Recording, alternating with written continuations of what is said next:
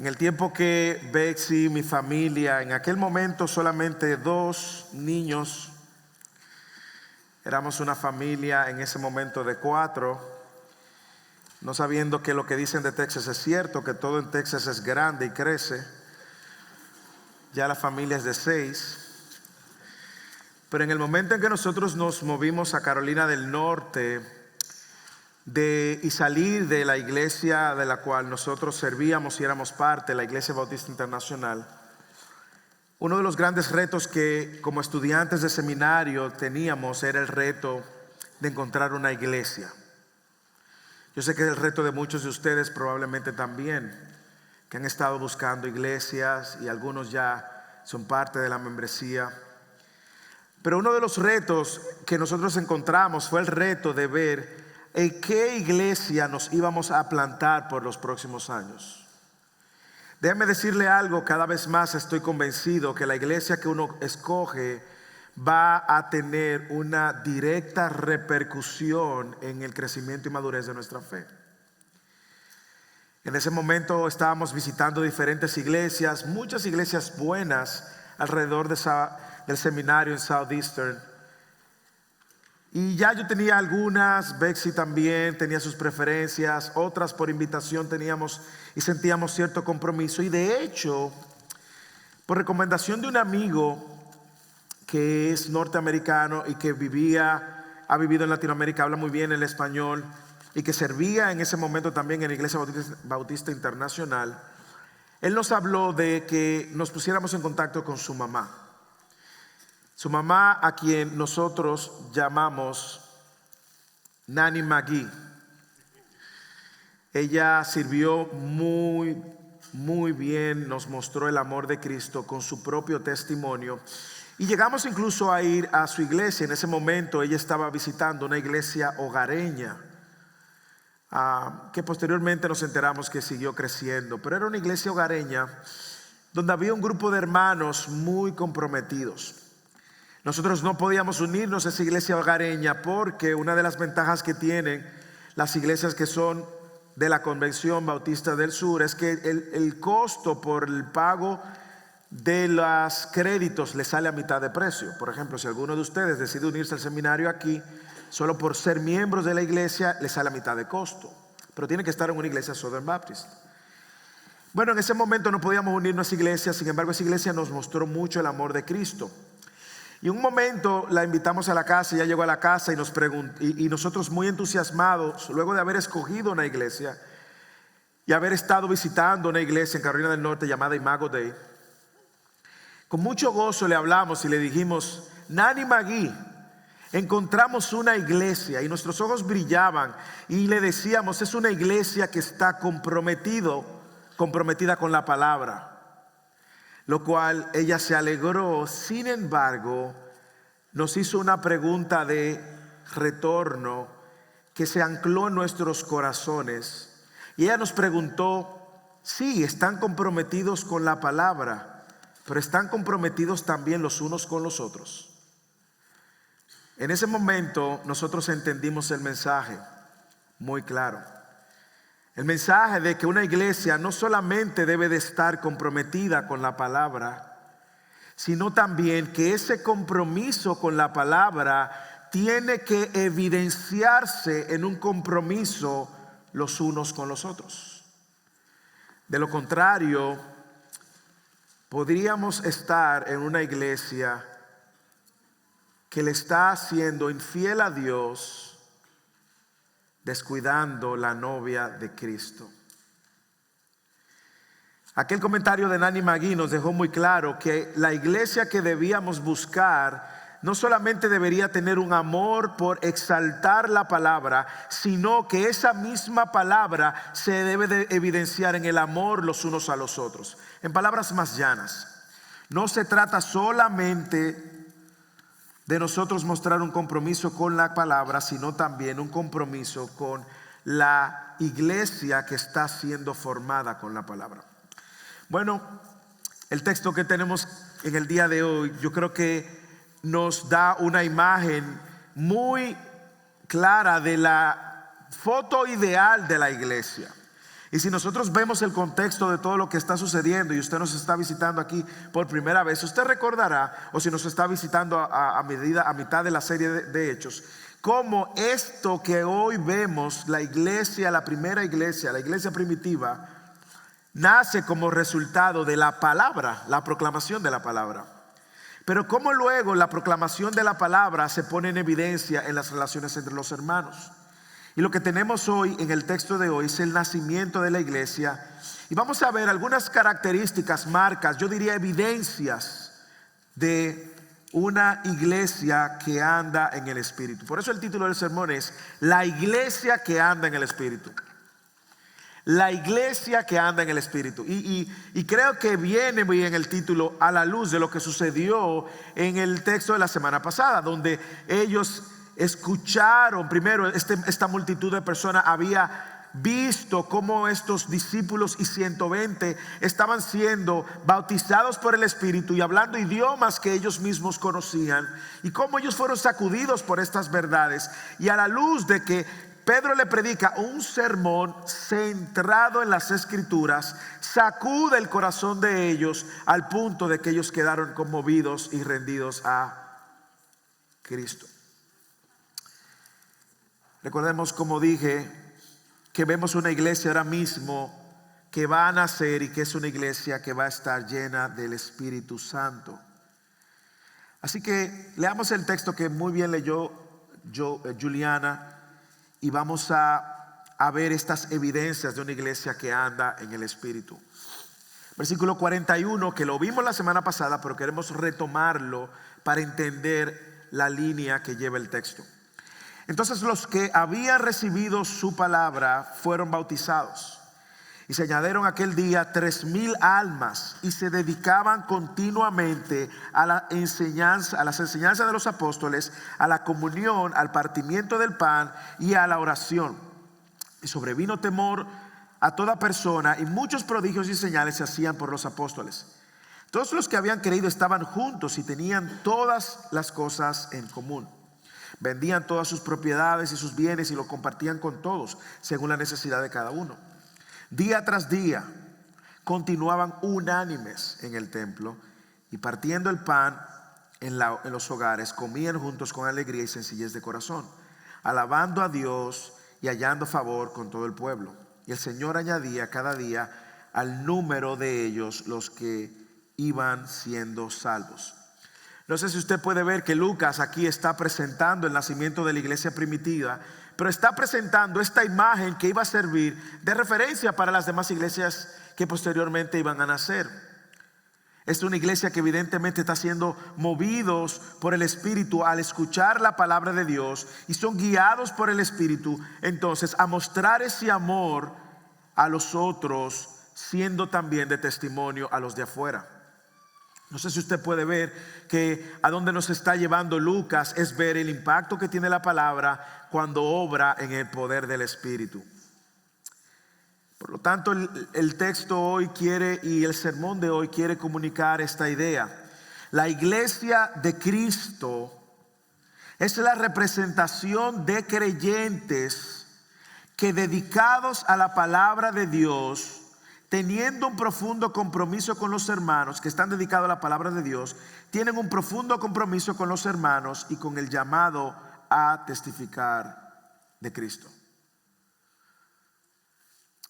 La iglesia de Cristo es la representación de creyentes dedicados a la palabra de Dios, teniendo un profundo compromiso con los hermanos y con el llamado de testificar a otros de Cristo. A la luz de eso, ¿qué es lo que nosotros queremos que usted retenga? Y hay algunas palabras claves que yo voy a estar afirmando y repitiendo. Sobre todo, lo de la iglesia de Cristo es la representación de creyentes. Entonces, ¿cuáles son las evidencias entonces de una iglesia que anda en el Espíritu? Yo creo que la idea central nos ayuda a ver estas evidencias. Yo creo que la idea central que el sermón quiere comunicar nos ayuda a ver estas evidencias. ¿Cuáles serían estas evidencias de una iglesia que anda en el Espíritu? Yo voy a darle 3 evidencias Podemos sacar más, pero voy a agruparla en 3, de manera que usted y yo podamos retener y poner por práctica y abrazarla y escucharla. La primera es que una iglesia que anda en el Espíritu está formada por creyentes dedicados a la palabra de Dios. También es una iglesia que está formada por creyentes comprometidos con la comunidad de fe.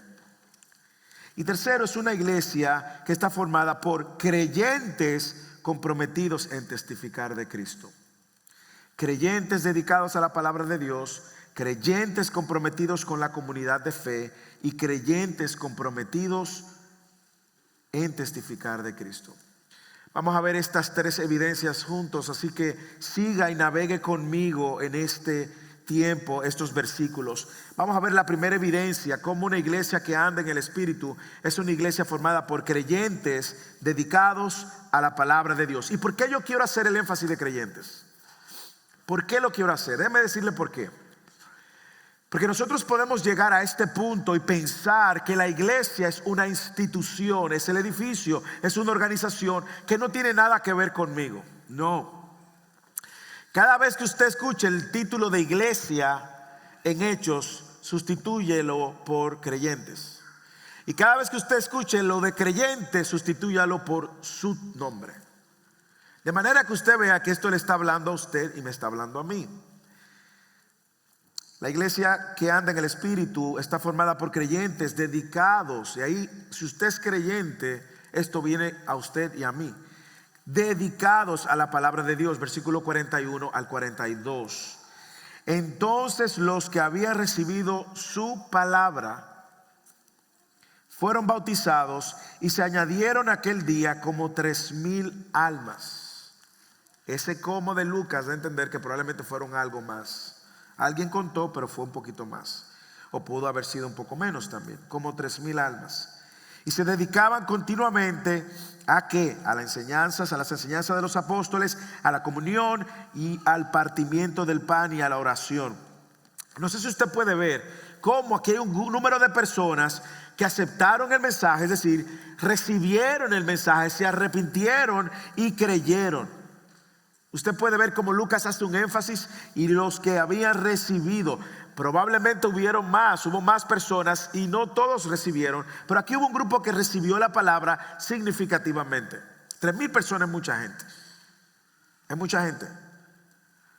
Y mire cómo en consecuencia de haber recibido la palabra, ellos fueron bautizados y luego se dedicaron a las enseñanzas de los apóstoles.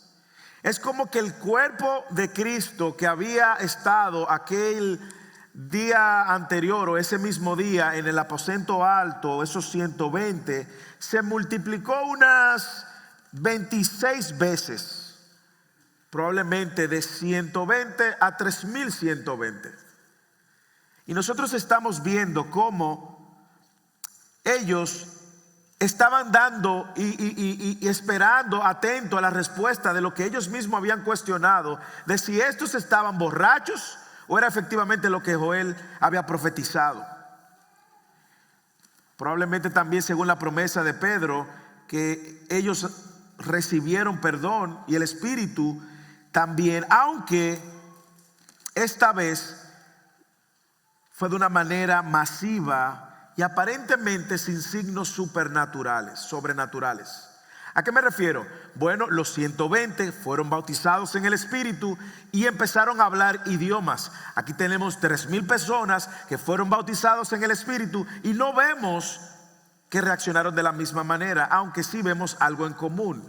El corazón de los 120 y de los 3,000 fueron transformados. Al menos Lucas nos menciona un fenómeno como el que pasó con los 120, fuego y lenguas de fuego, que sucedió con estos 3,000. 3,000 personas recibieron la palabra, respondieron a la palabra. ¿Cómo respondieron? Con arrepentimiento. No solamente reciben la palabra, responden con arrepentimiento, fueron obedientes a la palabra, ya que también fueron bautizados y se sometieron a la autoridad de la palabra, ya que se pusieron debajo de la enseñanza de los apóstoles. Este grupo de personas inmediatamente se convierten en la comunidad de creyentes, la iglesia. Déjeme hacer una aclaración. La iglesia es la comunidad de cristianos. Es la comunidad de creyentes. La iglesia no es un checklist en mis actividades semanales.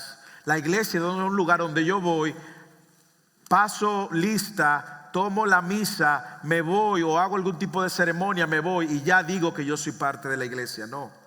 Lo que el texto deja muy claro es que la iglesia es la comunidad de aquellos que fueron regenerados por el Espíritu. Aquellos que recibieron un nuevo nacimiento, una nueva naturaleza. Y aquí inicia la iglesia. Aquí se marca la dirección de la iglesia. Usted puede ver que la iglesia no nace, como dice la iglesia tradicional, de que con Papa, de que con Pedro, siendo el primer Papa. Eso no lo dice aquí por parte. No hay ninguna alusión aquí a que Pedro fue coronado como Papa, ni que esta fue nada que ver, todo lo contrario. Aquí inicia la iglesia y vemos a creyentes oyendo a la palabra. Segundo, respondiendo a la palabra en arrepentimiento. Tercero, siendo obedientes a la palabra, siendo bautizados. Y cuarto, sometiéndose a la autoridad de la palabra, la enseñanza de los apóstoles. Ahora, observe algunas cosas y ahí tome apuntes de esto. Primero, algo que podemos ver a la luz del texto es que los creyentes son quienes reciben la palabra. Me hace pensar que no hay iglesia si no hay palabra. Usted puede ir a un lugar donde se hagan muchas cosas y se llame iglesia. Usted puede ir a un lugar donde haya mucho entretenimiento, muchas luces, pero si no hay palabra, es más, usted puede ir a un lugar donde haya mucha manifestación de lo sobrenatural. Hermano, pero si no hay palabra, no hay iglesia. Y es lógico, si no hay palabra, la voz de Dios no está presente. Pero mire que los creyentes son quienes reciben la palabra. ¿Qué más dice de los creyentes? Observe conmigo. Los creyentes son los que obedecen la palabra. Fueron bautizados, usted lo puede ver.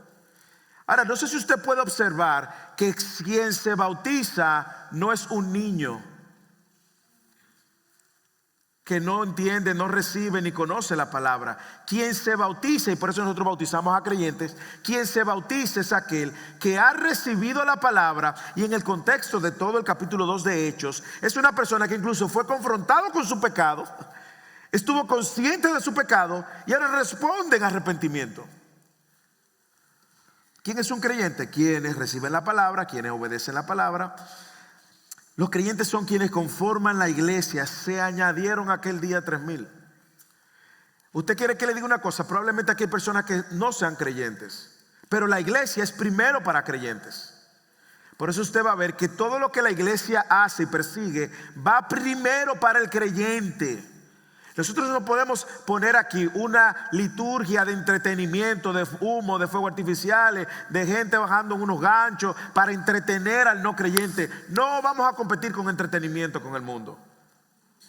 En entretenimiento el mundo ganó. Ese no es nuestro rol.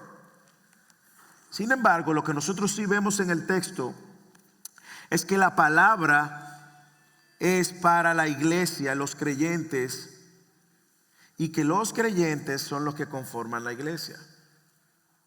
¿Qué más dice de los creyentes?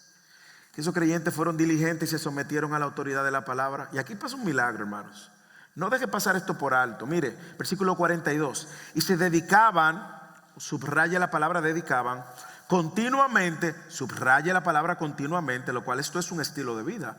Esto no fue así, de que yo voy a la iglesia a escuchar la palabra una vez al mes. No, eso no es lo que está pasando aquí. Aquí vemos una dedicación, una intención, una voluntad. Se dedicaban continuamente a las enseñanzas de los apóstoles. A la enseñanza de los apóstoles. Hermanos, para ponerlo de una manera más que lo entendamos, el Espíritu Santo abrió aquí como una escuela en Jerusalén, donde sus maestros no eran los rabí, sino que eran apóstoles que a los ojos de los rabí no tenían ningún tipo de formación. Esta escuela tenía 3,000 alumnos aproximadamente. Pero yo no sé si a usted le llama la atención, yo quiero que usted lea y entienda. Yo no sé si a usted le llama la atención que esta gente eran las mismas personas que le estaban diciendo a estos apóstoles, a todo el que estaba hablando en sus idiomas, pero estos no han ido a la escuela, estos no han recibido ningún tipo de educación. Yo no sé si usted puede ver la obra de regeneración, que ahora esos que estaban criticando a los apóstoles, ahora se someten a escuchar a los apóstoles. Hermanos, usted está viendo el cambio de corazón que produce la obra del nuevo nacimiento en el corazón de una persona. Era mucha evidencia de orgullo y arrogancia criticar y despreciar a estos porque eran pescadores, no tenían ningún tipo de educación. Ahora a enseñar una humildad que vino producida por un nuevo nacimiento, sin duda alguna, y someterse a las enseñanzas de los apóstoles. Piensen en esa transformación en el corazón de ese grupo de nuevos creyentes. Ellos antes probablemente seguían las voces de los rabinos, esos eran sus líderes, y ahora se encuentran bajo la autoridad de la palabra enseñada por los apóstoles. Observemos cómo esos nuevos conversos no se quedaron tampoco en el éxtasis espiritual del nuevo nacimiento. ¿Sí o no? Ellos no se quedaron y wow, ahora vamos a seguir hablando en idiomas para que la gente... No. ¿Ellos qué hacen? Vuelven a la palabra. Es increíble porque es contrario a lo que sucede en muchas de las iglesias que nosotros conocemos, que quieren y andan detrás del éxtasis espiritual donde no hay palabra. Esta gente viene a ser bautizados por el Espíritu Santo de Dios, hablan en idiomas que entienden estas 15 naciones, pero ellos no se quedaron en este éxtasis, ni andaban buscando este éxtasis. ¿Qué andaban buscando? Enséñennos la palabra. Ellos no siguieron buscando experiencias místicas que lo llevara a lo que lleva muchos de estos círculos, a despreciar la palabra. Hermanos, usted lo va a ver. Un círculo donde no se predica la palabra va a despreciar la palabra por múltiples razones. Y una de ellas es porque evidentemente denuncia su falsedad. Todo lo contrario, lo que sucede aquí es que ellos se sientan bajo los pies de los apóstoles, hambrientos, humildes, hambrientos de recibir instrucción, y dice que perseveraron en ellas. Yo no sé si usted puede ver que ser llenos del Espíritu, bautizados en el Espíritu, no es compatible que una persona que ha sido lleno y bautizado del Espíritu desprecie el conocer más de ese Dios que los ha salvado. Es una incompatibilidad. Un genuino creyente que ha nacido de nuevo y ha sido bautizado en el Espíritu va a perseguir conocer más de ese Dios que lo ha salvado. No puede haber una incompatibilidad como esa. Evidentemente, estos creyentes aquí estaban siendo guiados por el Espíritu Santo porque sus corazones estaban siendo transformados. Pero ¿qué más? Estos creyentes viven la palabra con otros creyentes. El versículo, se dedicaban también a la comunión, el partimiento del pan y la oración. Miren cómo ellos vivían. Se dedicaban a la comunión. Esta gente estaba desarrollando un sentido de familia, un sentido de compañerismo, de compenetración. Cuando dice que se dedicaban al partimiento del pan, este es el mismo término que luego Pablo usa para hablar de la cena del Señor. O sea que ellos estaban primero, en estos versículos usted ve obedientemente el cumplimiento de las dos ordenanzas que Jesús dejó. Ordenanza número 1, vayan y hagan discípulos bautizándolos. Se bautizaron. Ordenanza número 2, hagan esto en memoria de mí cada vez que se reúnan. Y recuerden que este pan representa mi cuerpo que es partido, recordándole que yo morí en la cruz. Y el vino representa la sangre que yo derramé para salvar y cubrir sus pecados. Y aquí está esta iglesia siendo iglesia. Y claro, probablemente la celebraban de manera distinta como nosotros la celebramos. Probablemente ellos la celebraban y hacían banquetes y comían y tenían alimentos y también tenían un tiempo de compañerismo, un tiempo en la palabra, y luego partían el pan y el vino. Probablemente partían el pan y tomaban el vino. Digo esto porque luego vemos como Pablo en 1 Corintios, lo vamos a leer más adelante, pone en orden lo que estaba sucediendo en esta iglesia. Vivían la palabra. Mire, dice que continuaban en la oración. Literalmente el texto dice en griego, en las oraciones. Y no sé si usted puede ver cuáles son los elementos de estar bajo la palabra. Es que la palabra te invita a una dinámica de una relación con Dios y una comunión con Dios, pero también una comunión con los hermanos. Dice que visitaban el templo y adoraban al templo, y el templo era el lugar donde ellos probablemente iban a hacer sus oraciones, y los hogares era el lugar donde ellos quizás tenían compañerismo y comunión. Así que aquí está una evidencia de una iglesia que anda en el Espíritu, una iglesia donde sus creyentes están dedicados a la palabra, la reciben, la obedecen, se someten a ella, pero sobre todo la viven. Es visible, la viven. Y déjame hacerle una advertencia. Crecer en el conocimiento de Dios sin vivir a la luz de ese conocimiento es un camino que lleva a orgullo, arrogancia, altivez y destrucción. Todo conocimiento de Dios tiene que llevarnos a vivir más como Dios quiere. Hermanos, la iglesia es la suma de creyentes sometidos a la palabra de Dios. Y aquí está la pregunta para usted y para mí. ¿Qué tan dedicados estamos? Lo voy a hacer más directo. ¿Está usted dedicado a la palabra de Dios? Déjeme decirle que lamentablemente las redes sociales y los canales de YouTube tienen cosas buenas y tienen cosas malas. Tienen mucha información que nos ha servido a todos para crecer en nuestra fe. Pero tiene cosas malas porque nos ha hecho ahora solamente consumidores de clips. Clips. Eso no es dedicarse a la palabra de Dios. Escuchar buenos sermones, sí es bueno. Pero aún todavía estamos recibiendo la palabra masticada. Dedicarnos a la palabra de Dios es de una manera u otra nosotros tener como creyentes individual y también como comunidad un encuentro continuo a la palabra de Dios. Déjeme decirle cómo se puede lucir. En su vida eso luce de que usted efectivamente empiece a leer y a estudiar la Biblia por sí solo, o quizás con otro hermano, o quizás con un grupo de hermanos, pero que sobre todo vengamos también y la estudiemos juntos como iglesia. Por ejemplo, la iglesia provee un instituto bíblico gratuito, Fidelis, y hoy estábamos hablando del fruto del Espíritu. Hermanos, mire, la presentación del fruto del Espíritu tenía como 12 slides, 12. No pasamos del segundo. ¿Por qué? Porque estábamos creciendo en la palabra juntos como comunidad. Pero ¿está usted dedicado a la palabra de Dios? ¿Usted atesora la revelación de Dios? Bueno, probablemente usted diga, sí, pastor, yo mire, no fallo, yo estudio, yo vengo a Fidelis, yo estoy profundizando, tengo un hambre insaciable, gloria a Dios.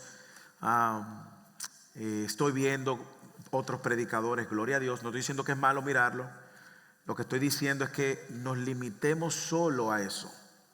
Pero es usted y el Señor. Usted dirá, sí, estoy dedicado. La otra pregunta sería, ¿está sometido a la palabra de Dios?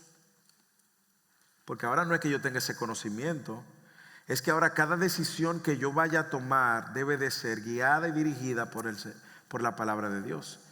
Cuando usted está sometido a la palabra de Dios, usted no hace lo que usted quiere, sino lo que Dios dice que usted debe de hacer. Y ahí es donde esa invitación de la cual hablábamos hoy en Fidelis, de morir diariamente, de negarnos diariamente, empieza a tomar color. ¿Estás diligentemente dedicado a la palabra de Dios? ¿Estás sometido a la palabra de Dios? Pero sobre todo, ¿estás continuamente buscando la manera de vivir la palabra de Dios? De que tu primer consejo viene del Señor ante cualquier situación o decisión que tú vas a tomar. Estamos poniendo esa palabra por obra. Piense, nadie puede pensar por usted. Piense, cada decisión que usted toma en su vida, pongámoslo desde que usted es soltero. Soltero, cada decisión que usted toma a la hora de escoger a alguien con quien se va a casar, Ayer yo hablaba con los jóvenes adultos, en el grupo de los jóvenes adultos, y hablamos de esa realidad. Hablamos de la unión con Cristo y por qué es importante a la hora de nosotros escoger. Tenemos que escoger a alguien que también esté unido con Cristo. Esposos, a la hora de tomar decisiones para su familia, estamos tomando decisiones realmente guiadas por la palabra de Dios. A la hora de tomar decisiones para nuestros hijos, Señor, nosotros somos especialistas en espiritualizar decisiones que no son de la palabra de Dios para nuestros hijos, porque confiamos en que Dios al final va a hacer las cosas bien. Pero Dios nos deja muy claro lo que nosotros tenemos que hacer con nuestros hijos. Nosotros no podemos delegar la responsabilidad a nadie de discipular a nuestros hijos. La iglesia puede contribuir y ayudarnos en esa gran responsabilidad, pero la responsabilidad de discipular a sus hijos es suya, hermano. Y nosotros le espiritualizamos. No, lo que pasa es que estoy trabajando mucho, entonces tú sabes, pero lo mandé al retiro. Muy bien, qué bueno que lo mandaste al retiro, pero estamos viviendo la palabra de Dios, hermanos. La manera como nosotros escogemos el trabajo próximo. Si usted va a coger un trabajo, escogerá un trabajo que indiscutiblemente va a trastornar tu vida espiritual. Deberías de cuestionarte si esa es la voluntad de Dios.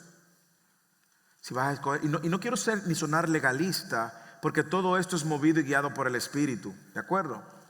Sin embargo, es la verdad. La palabra de Dios no es solamente para que la escuchemos, es para que nos sometamos a ella y que luego la vivamos. Pero aún el trabajo que nosotros vamos a escoger, compromete tu tiempo con el Señor. Individualmente, compromete tu tiempo con tu familia, compromete tu tiempo en tu matrimonio, compromete tu tiempo con la iglesia. Bueno, pues entonces cuestiónate si es verdad la puerta que Dios está abriendo para tu vida. ¿Cómo nosotros manejamos los recursos? ¿Cómo manejamos nuestro tiempo? Esta semana usted va a ser edificado de alguna manera por la palabra de Dios en los grupos de crecimiento. Eso no es solamente para que nuestras almas se vean animadas, es para que vivamos y respondamos. Decía la hermana Carmen en el grupo de crecimiento de Fort Worth, que estuve este viernes en la casa de Fernando y Verónica un buen tiempo, y como ella mencionaba de que nosotros básicamente no tenemos otra opción. Nosotros vivimos la luz de la invitación que la palabra nos hace. Es un morir diariamente. Nosotros estamos siendo edificados, y decía la hermana Carmen que cuando ella leyó el texto, algo que ella notó en el texto, y es evidente, y usted y yo lo podemos ver, es que el mensaje y la palabra fue proclamada, pero no para dejarnos en neutro. Tenemos que responder. O respondemos ignorando, o respondemos actuando.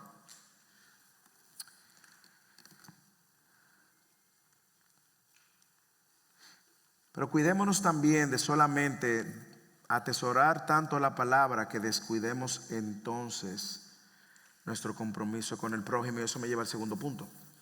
La evidencia de una iglesia que anda en el Espíritu: sus creyentes están dedicados a la palabra de Dios, pero también sus creyentes están comprometidos con la comunidad de fe los unos a los otros. El versículo 43 al 46. Sobrevino temor a toda persona, y muchos prodigios y señales se hacían por los apóstoles. Todos los que habían creído estaban juntos y tenían todas las cosas en común. Vivían todas sus propiedades, vendían todas sus propiedades y bienes y los compartían con todos, según la necesidad de cada uno. Día tras día continuaban unánimes en el templo y partiendo el pan en los hogares, comían juntos con alegría. Y me encanta que dice: y sencillez de corazón. Hermanos, estos creyentes no solamente estaban atesorando la palabra de Dios, que era ahora el motor que le estaba mostrando la luz, el camino que ellos debían de tomar.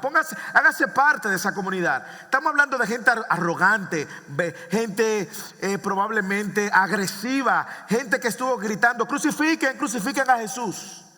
Ahora sus corazones están siendo transformados y están como corderos bajo la enseñanza de los apóstoles, comprometidos continuamente. Ellos no se perdían nada. Había estudios de lo que sea, ahí estaban.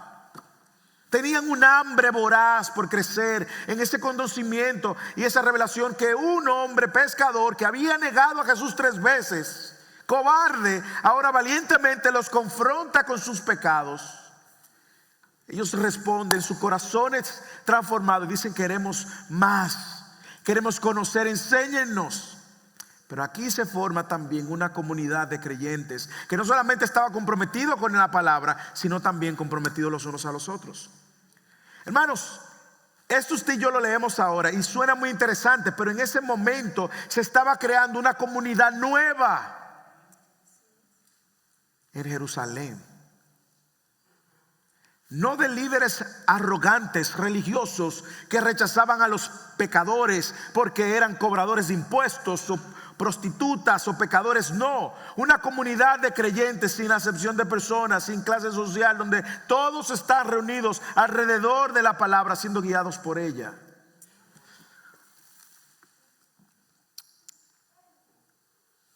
Nosotros estamos viendo que indiscutiblemente algo que nos llamó la atención, me llama la atención también, versículo 43, como Jesús le había dicho a los apóstoles: ustedes van a recibir poder, me van a ser testigos en Judea, en Jerusalén, en Judea, en Samaria, hasta los confines de la tierra.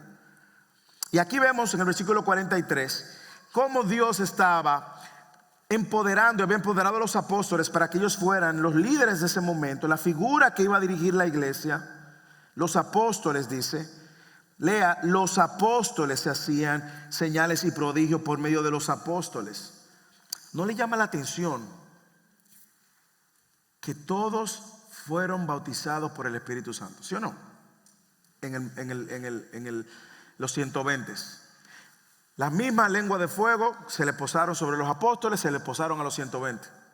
Luego 3,000 fueron, hermanos, pero ahí no se armó una reperpero, decimos en mi país, un alboroto de gente haciendo milagros y prodigios. Ahí no salieron toditos a hacer milagros y lo explicamos la semana pasada. ¿A qué se refería con profetizar? Y lo predicamos y lo enseñamos al grupo de crecimiento. Aquí estaban todos, pero Dios levantó a los apóstoles con una función especial para que ellos fueran la autoridad que iba a darle rumbo al nacimiento de la iglesia. Ahí la gente no siguió con un reperpero hablando en lengua y hablando en idiomas. No.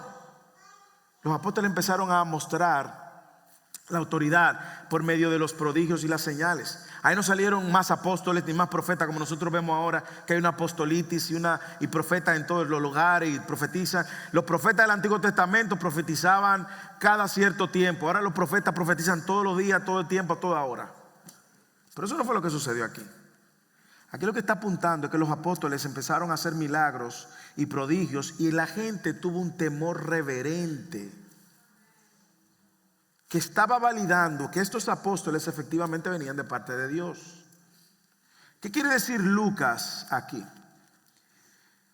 Que la autoridad tanto de enseñanza como la autoridad manifestada por los prodigios a las que esta multitud se sometieron, Lucas está dándole valor y autentificando por los milagros y los prodigios que estos apóstoles iban ahora a tener la responsabilidad de llevar adelante la iglesia y la proclamación de estas verdades. Eso es lo que Lucas está haciendo, levantando la autoridad apostólica, dejando muy claro que ellos serían responsables de guiar a la iglesia. ¿Y cómo Lucas lo hace? Bueno, primero le enseñó la responsabilidad de la enseñanza y ahora llevando a cabo estos milagros sobrenaturales. En ese momento nace la iglesia y se crea una comunidad diferente. Alguien lo llamó la colonia del cielo. Y todo el que fue alcanzado por el evangelio, además de que crecieron en ese temor reverente, al ver estos apóstoles, evidentemente, estos también hay otro milagro que está obrando. Y es el milagro de que ellos están muriendo a su ego. Es una comunidad de creyentes. Hay un milagro que está sucediendo en el corazón de ellos que empieza a florecer, y es que están muriendo a su propio ego, al yo. Empiezan a vivir en unidad, a amar a los hermanos aún en sus diferencias, Los hermanos de la fe se estaban relacionando entre sí, se amaban los unos a los otros, estaban perseverando en la comunión, estaban perseverando, apoyándose, sirviéndose, aliviando las necesidades los unos a los otros. Una iglesia llena del Espíritu es una iglesia que ama y se preocupa por su hermano. Y recuerde, iglesia es su nombre. Usted cambia iglesia por su nombre, porque no es el edificio, no es la institución, no es solo responsabilidad de los pastores. Aquí no está diciendo que esa fue la responsabilidad de los apóstoles. ¿Quiere leerlo otra vez? ¿Quiere leerlo? Que no es responsabilidad de los apóstoles. Lee el versículo 44. Todos los que habían creído estaban juntos. Esto no era una responsabilidad nada más de los líderes. Todos tenían todas las cosas en común.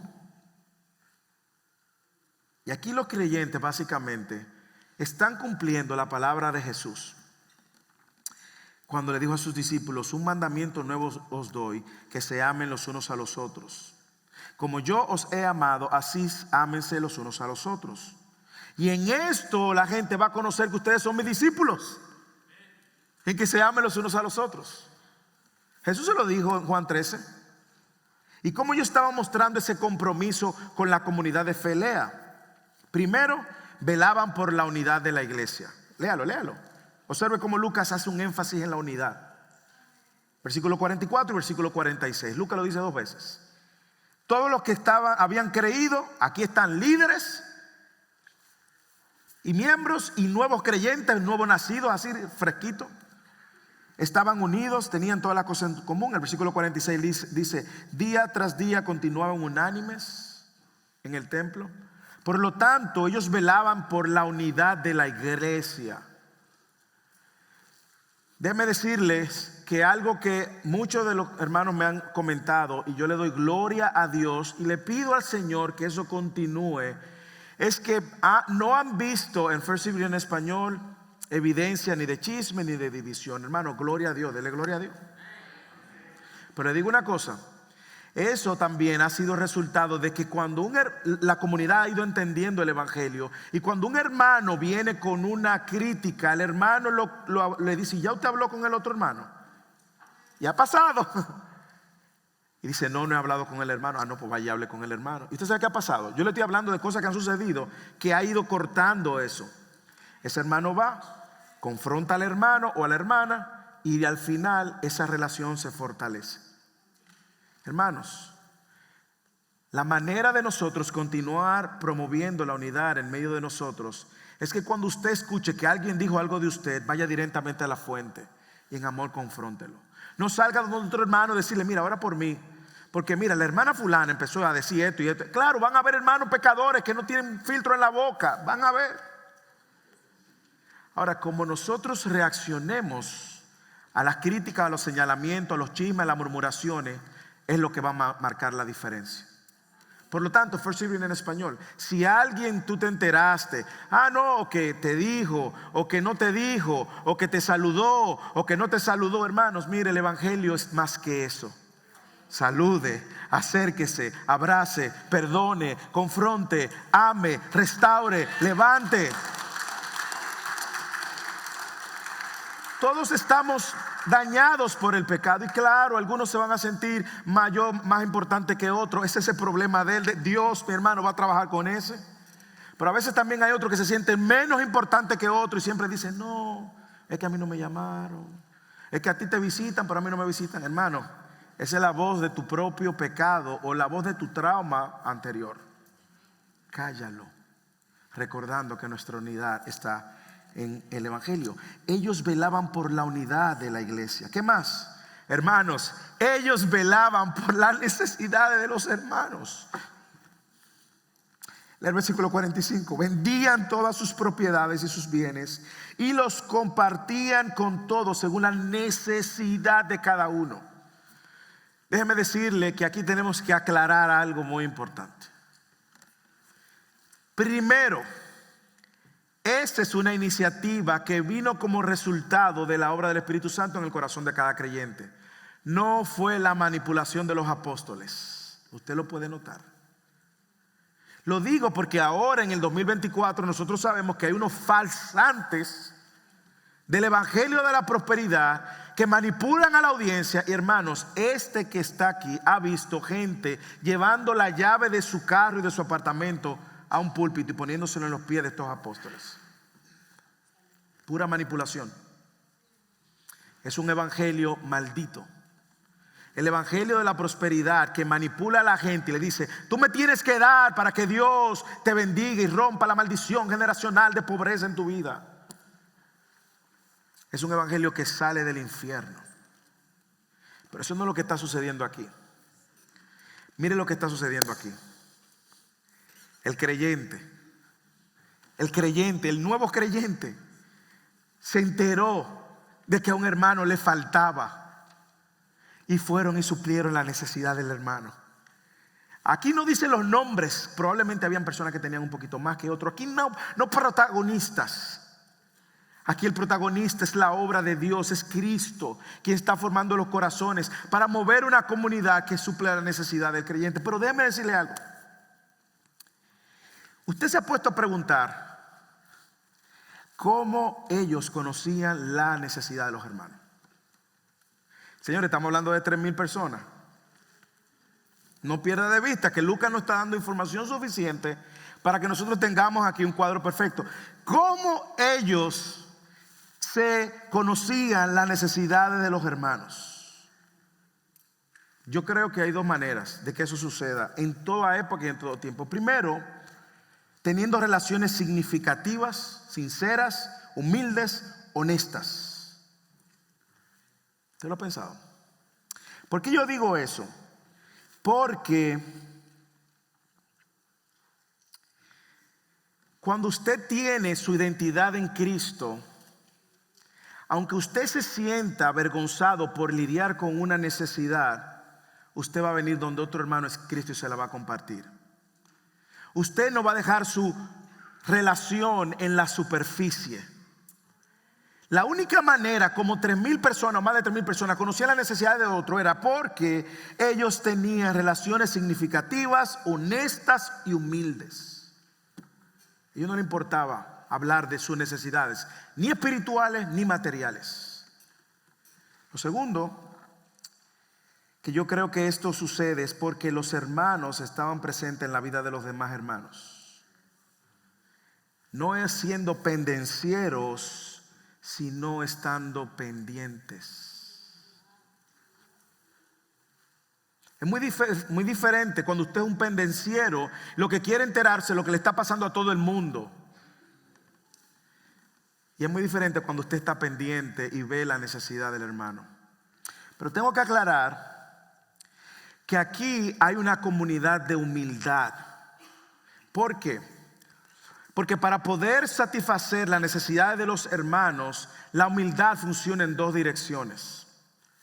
Uno, usted tiene que tener primero la humildad suficiente para socializar su necesidad. ¿Sí o no? Y necesita tener un corazón humilde para recibir de otros, aun cuando son personas que quizás tienen menos que tú.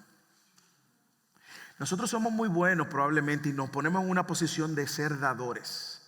Pero le digo una cosa, es bueno ser dador. Dios dice en la Biblia que le agrada el corazón el dador alegre.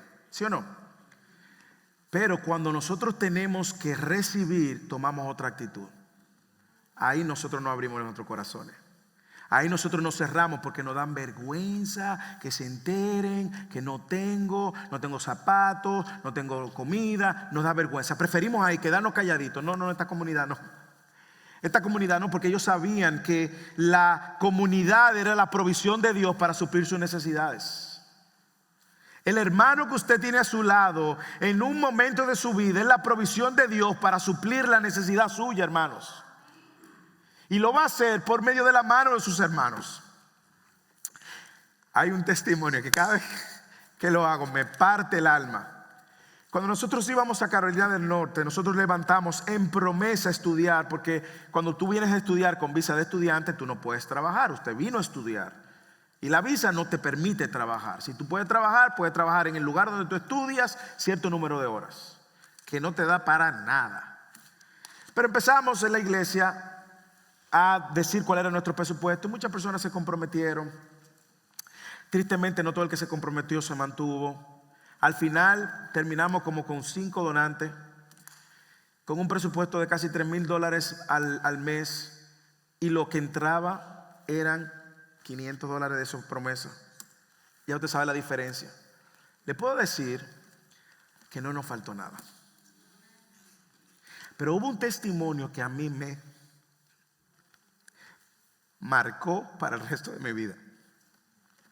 Yo recuerdo que cuando nos íbamos, ya en ese servicio que oraron por nosotros y nos estaban despidiendo, en la iglesia había una señora que era bien pobre.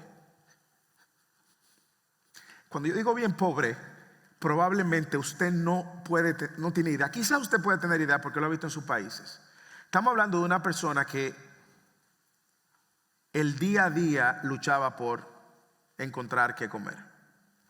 Y esa señora se me acercó y me dio $5. Me dijo: wow, pastor, yo quisiera darle más, pero no puedo. Yo recibí eso con golpeó tan fuerte mi orgullo, porque yo no lo quería recibir, porque yo sabía que la hermana tenía dificultades. Así que traté como de no recibirlo, pidiendo ahí más o menos, y ella me dijo: no me robe la bendición.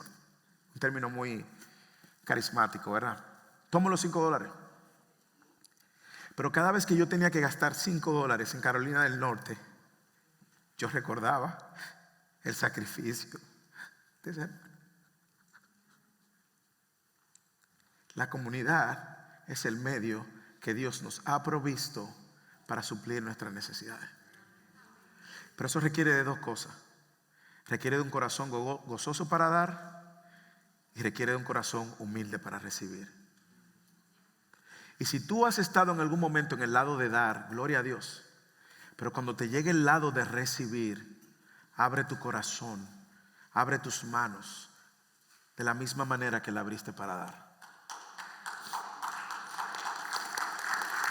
Que Dios nos ayude a hacer morir el ego que muchas veces nos dice: no, nadie tiene que saber. No, hermanos, cuando nosotros sabemos que nuestra identidad está en Cristo, sabemos que Dios ha provisto a los hermanos para nuestra necesidad. Pero también hago una advertencia. En medio de nosotros probablemente se van a colar personas, y algunos van a tratar de sacar provecho. Tenga cuidado. Socialícelo con los pastores probablemente, porque van a aparecer de todo, y van a aparecer algunos que van a aprovechar o van a tratar y van a ir de uno donde otro pidiendo, y de repente es diferente cuando la iglesia reconoce la necesidad y provee como pueda y reciba lo que la iglesia pueda.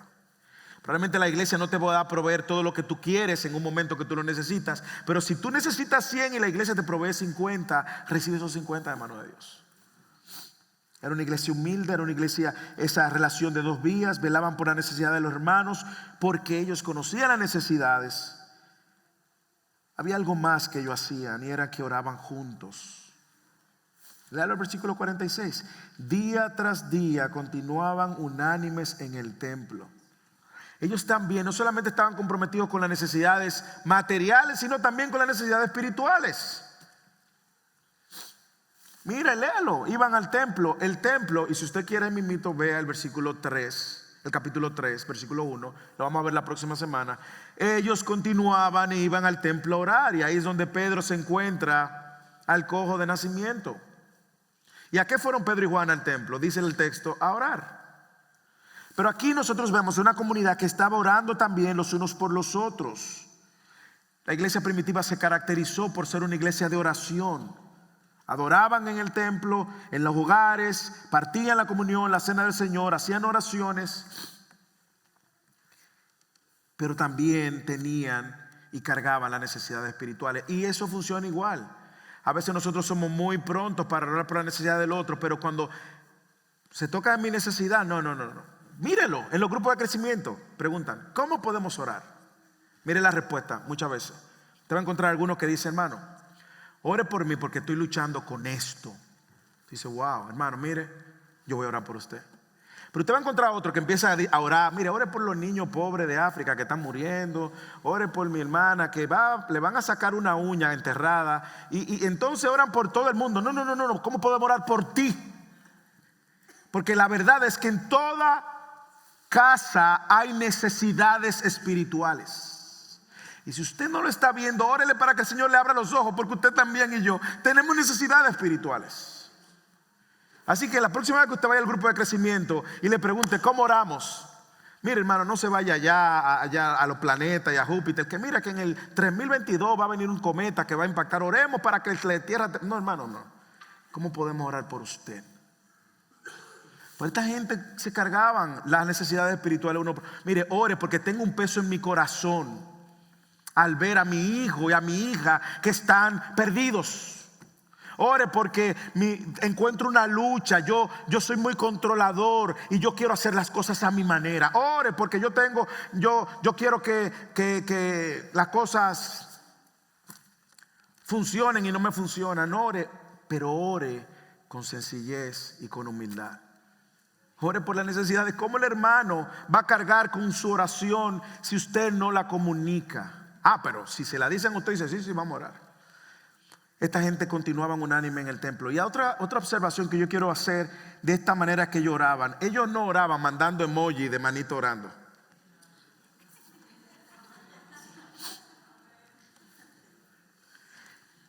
Ellos se reunían a orar.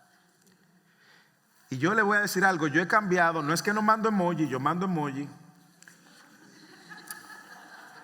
Pero trato en ese momento de orar. Trato en ese mismo momento de levantar una oración. Ustedes mismos lo han visto, me dicen, hermano, ore por mí. No, vamos a orar ahora mismo. Así no se me olvida, así no me quedo incumpliendo a mi compromiso. Esta gente estaba comprometida a la oración con nosotros. Y déjeme decirle dos cosas que están sucediendo en la iglesia de las cuales usted puede ser parte. Probablemente las próximas semanas y hoy, yo creo que usted va a ver un buzón de oración. Nosotros empezamos unos servicios de oración. Ya tuvimos el primer servicio. En 2 meses viene el otro servicio de oración. Venga, oremos juntos. En su grupo de crecimiento, oren. Está en el grupo de mujeres, oren. Está en el grupo de hombres, oren. Seamos sinceros, sencillos, honestos. Y carguemos también la carga los unos de los otros en oración. No se avergüence. ¿Usted cree que si alguien le pide orar por un pecado, la gente se va? Hermanos, aquí todo el mundo está luchando con un pecado o con varios. Carguemos en oración a los hermanos. ¿Qué más? Hermano, hay demasiado. Mire, olvídese del tiempo. No, I'm just kidding. No, yo creo que no estoy relajando, no, pero nos falta todavía. ¿No le encanta ver la hospitalidad y la sencillez? Una hospitalidad con sencillez. Y partiendo el pan en los hogares, comían juntos con alegría y sencillez de corazón. Me encanta la parte final. Le digo por qué me encanta. Porque contrarresta nuestro mal entendimiento de la hospitalidad. Nosotros creemos que debemos de ser hospitalarios cuando tengamos todas las condiciones para recibir a la gente. Hermanos, la hospitalidad no es un problema del lugar, de la casa, de lo que usted tiene o no tiene. La hospitalidad nace de un corazón humilde y sencillo. Esta gente abría la casa, me imagino que se rotaban, porque dice, y partiendo el pan en los hogares, plural, por lo que me hace entender que se estaban rotando, como están los grupos de crecimiento. Rotando. Y a mí me encanta cuando los grupos de crecimiento se rotan, porque usted va a casas que son un poquito más holgadas y va a casas donde están toditos así estrechitos. Y qué bueno, porque estamos ahí partiendo el pan con sencillez. Esto demostró la hospitalidad que caracterizó a esta iglesia. Hermanos, usted se ha puesto a pensar que ningún hogar iba a ser lo suficientemente grande para recibir 3,000 personas. Usted lo sabe. Aquí lo que habían eran hogares dispuestos y hospitalarios. Si usted está en un grupo de crecimiento, abra su casa. Y si no está en un grupo de crecimiento, únase a un grupo de crecimiento, para que pueda vivir mucho de lo que esto está diciendo. Lucas está mostrando el compromiso que tenía cada creyente con la hospitalidad, cada creyente con la vida espiritual, cada creyente con las necesidades materiales. Nosotros hoy no le vamos a pedir a la gente que pida y que venda, eso no fue lo que los apóstoles hicieron. Los apóstoles no le estaban pidiendo a la gente vendan sus propiedades. No. Usted como creyente sabe. Y si está viviendo una vida intrusiva en buen sentido y conoce la necesidad y usted sabe que hay un hermano que no tiene zapatos y usted tiene 5, hermano, el Espíritu de Dios que lo debe mover, no el pastor que le va a decir, mire, tú tienes 5 tenis y ese nada más tiene 1. No, usted lo sabe, usted tiene que estar pendiente de las necesidades. Mire lo que está pasando en el grupo de mujeres. Yo le dije, este sermón yo lo voy a masticar bien. En el grupo de mujeres empezaron por la iniciativa de la hermana Fátima a traer cosas, y las mujeres de su closet llevan cosas. De repente un día Bexy llega con unos tenis de correr. Yo no tenía tenis de correr. Digo yo, Bexy, pero esos tenis me quedan bien. ¿De quién son? No, fue que la hermana Paola, los tenis, nunca se los puso. Digo yo, pero mire, me lo pongo casi diario. Pero un día yo dije, yo voy a ir a ver qué es lo que está pasando, hermano. Mire la belleza. Llegó una hermana visitando y dice, ¿cuánto hay que pagar por esto? Y digo, hermana, aquí no hay que pagar. Ahí hay algo que a usted le sirve, le gusta, lléveselo. Hermanos, compartiendo las necesidades los unos con los otros. Yo quiero que usted piense ahora mismo, antes de irnos al último punto. Yo quiero que usted piense ahora mismo, ¿cuál es la perspectiva que usted tiene de iglesia? O sea, cuando usted llegó aquí, o cuando usted le dijeron, vamos para la iglesia, ¿cuál fue la perspectiva de iglesia? Quizás tú pensaste en el edificio, quizás viniste con expectativa de otras iglesias. Cuando tú piensas en iglesias, o cuando tú te ves en la iglesia, ya tú en la iglesia, tú tienes el mismo compromiso.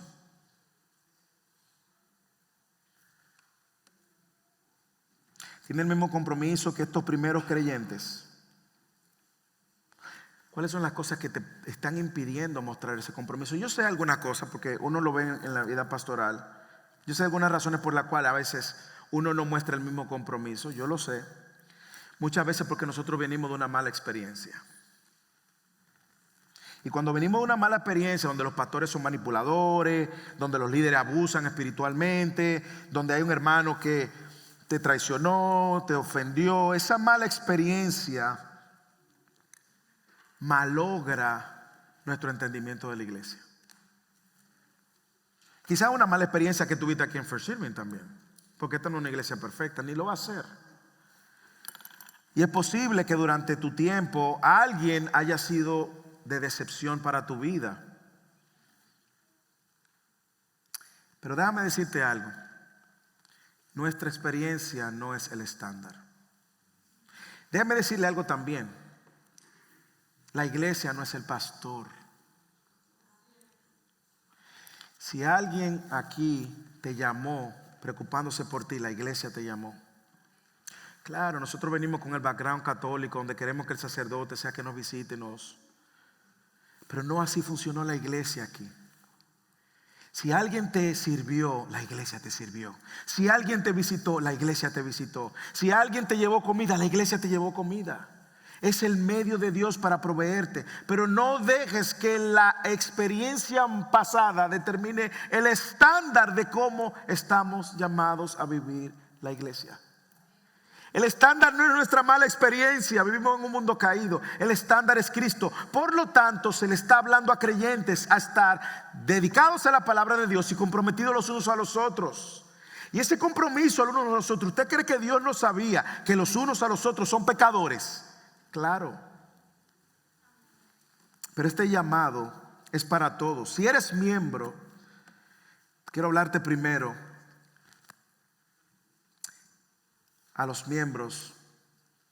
No te mantengas en la superficie. No te quedes en la superficie. Sigue creciendo en la palabra, sigue participando, pero intégrate en la vida de iglesia. Intégrate en los grupos de crecimiento, intégrate en el grupo de damas, intégrate en el grupo de hombres. No porque nosotros estamos pendientes legalísticamente del que atiende. No, porque se va a traducir en un beneficio para tu alma. Intégrate, no te quedes en la superficie. Si ya tú decidiste que esta es la iglesia donde tú vas a crecer y a florecer, no te quedes en las superficies. Intégrate. Es más, si ya tú eres miembro y tú ves a alguien que tú no lo conoces, no esperes que alguien lo salude. Ven tú y salúdalo, tú eres el indicado. Si ya tú eres miembro y ves a alguien en necesidad, no esperes que alguien vaya. No, tú suple la necesidad. De repente tú eres la respuesta a la oración de ese hermano. Si eres miembro, intégrate a los grupos de crecimiento, por favor. Es la manera donde podemos vivir y experimentar un poco de esta vida de comunidad. Hermanos, usted no tiene idea lo hermoso que está pasando en el grupo de crecimiento. Y como hemos dicho, en los grupos de crecimiento ninguna oveja es dueña de un grupo de crecimiento. Ningún líder del grupo de crecimiento es dueño de una oveja. Si a usted le funciona, el que le queda más lejos, vaya el que le quede más lejos. Pero vaya. Y si tú nos estás visitando hoy, o has estado visitando a la iglesia, no te has hecho miembro, tómate tu tiempo. Si por resultado de una experiencia negativa tú tienes temores, lo entendemos. Tómate tu tiempo. Pero te animamos es que te integres y te hagas parte de alguna iglesia. No te quedes en el margen. No dejes que el temor dirija tus próximos pasos.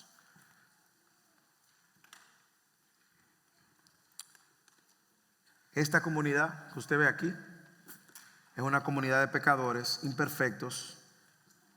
Esta comunidad de First Living es pecadores imperfectos. Mírenos la cara, Yo hago bromeo con la hermana Carmen y la hermana Telma, que probablemente ellas sí parecen que no han pecado, que no pecan, pero ellas también son pecadores.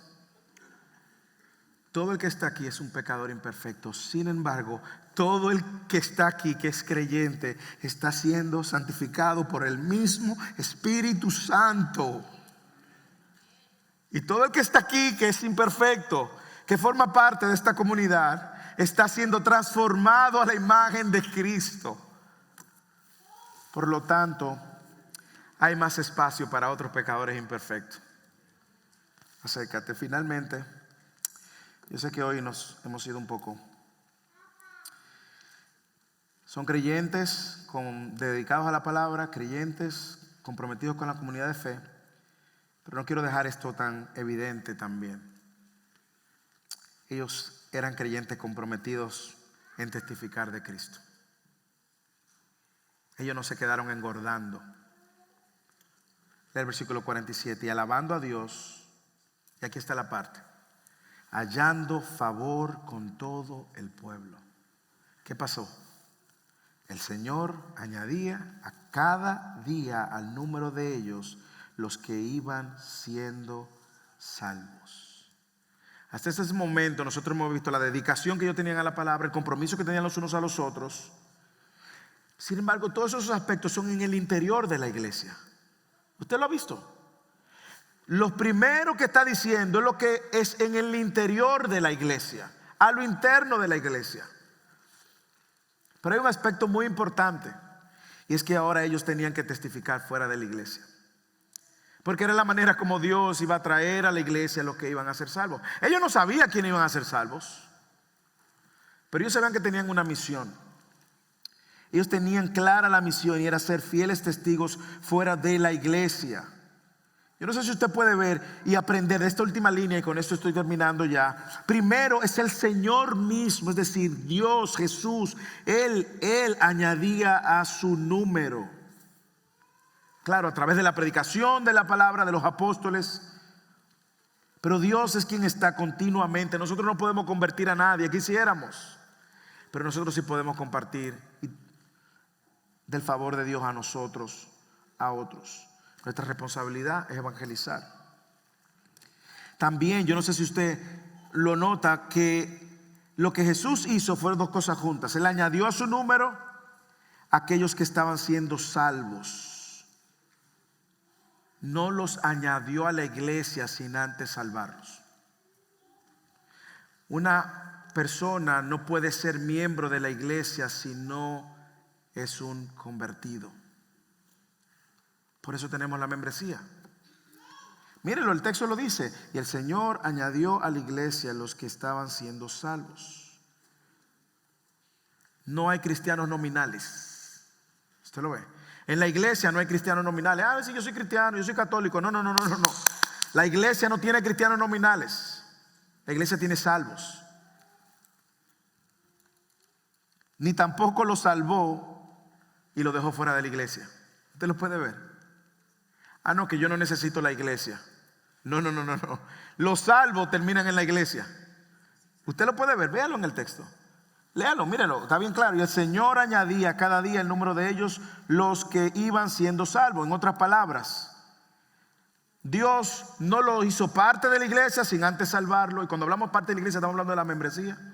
Pero tampoco Dios lo salvó y lo dejó fuera de una iglesia. No existe tal cosa. La salvación y la membresía iban juntas. Todavía es así.